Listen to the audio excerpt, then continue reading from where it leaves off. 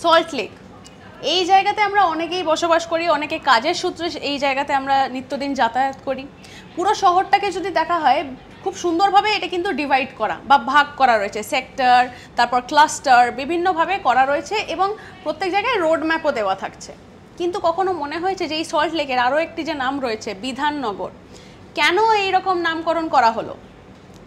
বিধাননগর নামটি কিন্তু এসছে ডক্টর বিধানচন্দ্র রায়, তার নাম থেকেই এসছে। তার নামের পরেই এই জায়গাটির নামকরণ হয় বিধাননগর। এবার আপনাদের প্রশ্ন উঠতেই পারে মনে যে কেন তার নামেই এই জায়গাটির নামকরণ করা হলো? কারণ তিনি হচ্ছেন প্রথম ব্যক্তি যিনি মনে করেছিলেন যে না, সল্ট লেক এরিয়াটাতে একটি টাউনশিপ করতে হবে। আমরা সকলেই জানি যে তিনি পশ্চিমবঙ্গের প্রথম মুখ্যমন্ত্রী হন এবং সেই সময় দাঁড়িয়ে তিনি মনে করেছিলেন যে জনসংখ্যা এতটাই বৃদ্ধি পাচ্ছে যেই কারণে সল্ট লেকেও জনবসতির ব্যবস্থা করতে হবে বা টাউনশিপ গড়ে তুলতে হবে। সেইখান থেকেই পরবর্তীকালে জায়গাটির নামকরণ হয়ে যায় বিধাননগর।